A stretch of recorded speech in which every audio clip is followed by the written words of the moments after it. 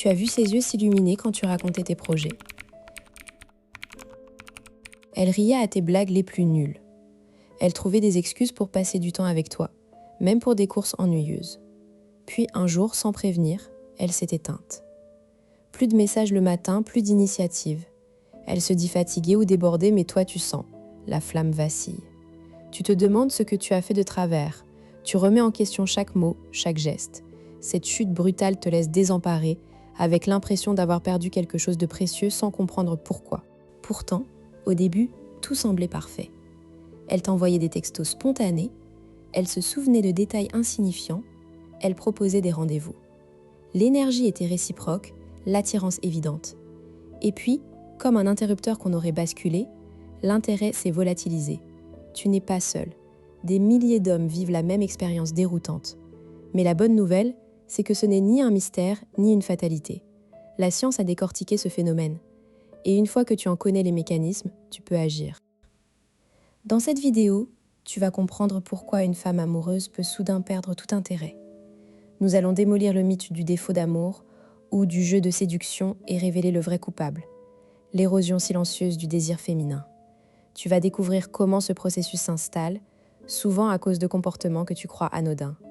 Surtout, tu repartiras avec 3 techniques concrètes pour stopper cette érosion et même la faire reculer. Tu sauras exactement quoi dire et quoi faire pour raviver la flamme.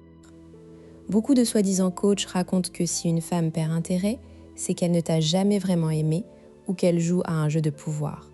Ils te conseillent de jouer la distance, de la rendre jalouse ou pire, de passer à autre chose sans explication.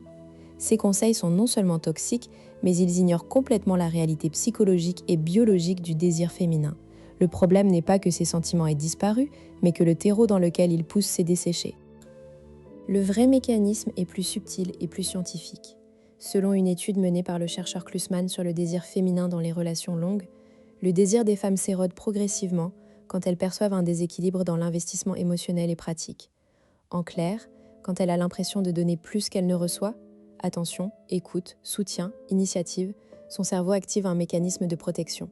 Ce n'est pas un choix conscient, c'est une réaction neurobiologique pour préserver son énergie et éviter l'épuisement. Le désir féminin n'est pas un interrupteur qui s'éteint par caprice. C'est une flamme qui dépend du vent que tu souffles.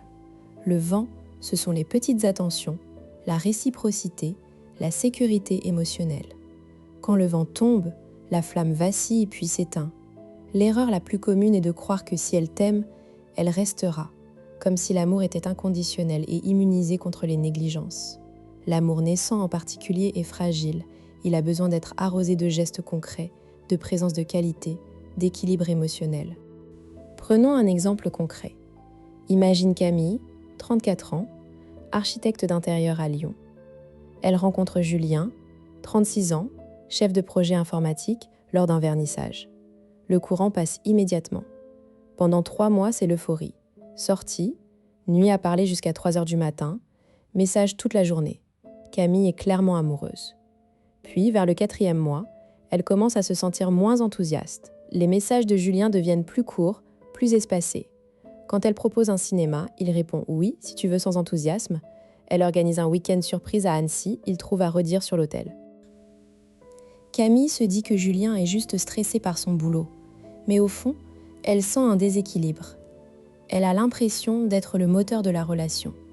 C'est elle qui relance les conversations, qui propose les sorties, qui s'inquiète de son moral. Julien, lui, est présent mais passif. Il l'aime, il est sincère, mais il a relâché ses efforts. Il pense que puisque ça marche, il peut se détendre. Il ne se rend pas compte que Camille interprète son retrait comme un désintérêt progressif. L'étude de Klusman le confirme. Le désir féminin chute quand la femme perçoit que l'homme s'investit moins qu'au début. Un soir, Camille décide d'en parler. Elle dit « J'ai l'impression que je suis la seule à faire des efforts. » Julien, surpris, répond « Mais non, je t'aime, pourquoi tu dis ça ?» Il ne comprend pas. Pour lui, l'amour est un état acquis. Pour elle, l'amour est un processus dynamique qui se nourrit de gestes réguliers. Il essaie de faire plus d'efforts pendant 1 semaine, puis retombe dans sa passivité. Camille, de son côté, commence à se protéger. Elle envoie moins de messages, accepte moins de sorties. Elle ne sait pas encore qu'elle est en train d'éroder son propre désir pour éviter la déception. Bientôt, elle annule un dîner prévu de longue date sous prétexte de fatigue. Julien s'inquiète, mais il ne creuse pas. La semaine d'après, elle ne répond qu'à un message sur 3. Quand il lui demande ce qui ne va pas, elle dit « Rien, je suis juste occupée ». En réalité, elle est en train de se désengager émotionnellement. Elle n'a pas cessé de l'aimer, mais son désir s'est éteint. Elle ne voit plus l'intérêt de s'investir si c'est unilatéral. 1 mois plus tard, elle met fin à la relation. Julien est effondré. Il dira « Tout allait bien, je ne comprends pas ». Mais toi, maintenant, tu commences à comprendre. Le signal d'alarme, c'est ce moment où tu réalises que tu es le seul à maintenir le cap. Si tu te reconnais dans l'histoire de Julien, ne panique pas. L'érosion est réversible à condition d'agir tôt et avec méthode. Le premier signe que tu dois surveiller, c'est la diminution de tes propres initiatives. Si tu passes de 3 propositions par jour à 0, si tu ne racontes plus spontanément ta journée, si tu arrêtes de la surprendre, tu es en train d'envoyer un signal de désintérêt, même si tu l'aimes toujours. Le deuxième signe, c'est l'absence de réciprocité dans l'écoute. Quand elle te parle de ses problèmes, est-ce que tu proposes des solutions immédiates au lieu de l'écouter ? Les femmes ont besoin de validation émotionnelle, pas de conseils techniques. Une étude de Gottman montre que le fait de se sentir écoutée et comprise est un prédicteur majeur de la satisfaction féminine. Le troisième signe, c'est quand elle commence à prendre ses distances. Si elle annule des rendez-vous ou met du temps à répondre, elle se protège. C'est ton dernier appel à agir. La conséquence de cette érosion, si tu n'agis pas, c'est la fin de la relation. Mais même si la rupture a eu lieu, comprendre le mécanisme évitera de reproduire les mêmes erreurs. Sur le long terme, les couples qui survivent sont ceux où l'homme maintient un niveau d'investissement élevé, pas dans les cadeaux ou les grandes déclarations, mais dans les micro-gestes quotidiens, un texto inattendu, un compliment sincère, une proposition de sortie qui l'organise entièrement. Ces gestes sont le carburant du désir féminin. Passons maintenant à la première technique que j'appelle la rééquilibrage express. Le principe est simple. Identifie un domaine où tu as relâché tes efforts et rétabli la parité. Par exemple, si c'est toi qui proposais les sorties, propose demain un rendez-vous que tu organises de A à Z. Dis-lui, j'ai réservé une table samedi pour déguster des vins nature, je passe te prendre à 19h. Pas de ça te dit ? Une proposition ferme. Ensuite, assure-toi d'écouter vraiment ces histoires sans la couper ni donner ton avis tout de suite. Fais ça pendant 1 semaine et observe si son regard se rallume. Deuxième technique, le stimulation d'attention ciblée. Klusman a montré que le désir féminin est sensible aux marques d'attention personnalisées. Choisis une chose qu'elle aime ou un détail qu'elle t'a confié. Son café préféré, le nom de son collègue agaçant, son film fétiche, et utilise-le dans une conversation. Par exemple, « Je suis passée devant ce café dont tu m'as parlé, ça m'a fait penser à toi. » Ou « Ton histoire avec ce client m'a fait exactement penser au film Les émotifs anonymes, tu trouves pas ? » Ce n'est pas de la manipulation, c'est de l'attention active. Cela lui montre que tu l'as dans un coin de ta tête, ce qui est le plus puissant des aphrodisiaques. Troisième technique, l'offre de vulnérabilité. Très souvent, les hommes se retiennent de montrer leurs faiblesses par peur de paraître moins masculins. Mais la science montre que la vulnérabilité choisie renforce la connexion émotionnelle, surtout chez les femmes. Prends l'initiative de partager une inquiétude, un doute ou un souvenir qui t'a marqué. Pas pour qu'elle te console, mais pour créer un espace d'intimité. Par exemple, « Tu sais, j'ai peur de ne pas être à la hauteur au travail en ce moment.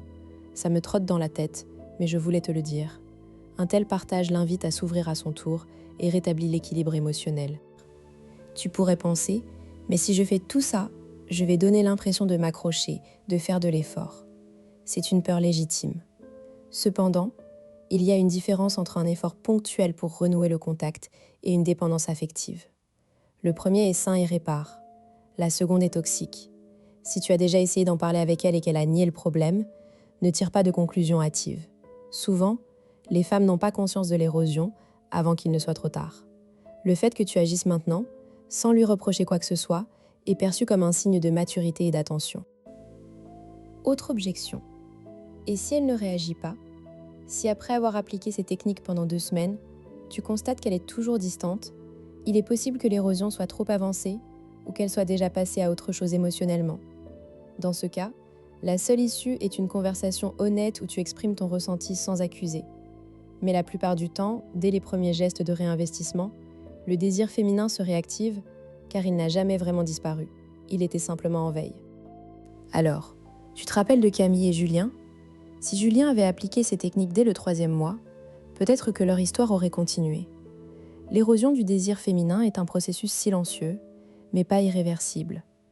La clé, c'est de ne pas attendre que la flamme s'éteigne complètement pour souffler sur les braises, observer les signes, rétablir l'équilibre, offrir de l'attention et de la vulnérabilité. Voilà comment tu transformes une relation qui s'essouffle en une histoire qui dure. Si cette vidéo t'a éclairé, n'attends pas qu'une autre relation s'érode pour réagir. Mets en pratique ces techniques dès aujourd'hui.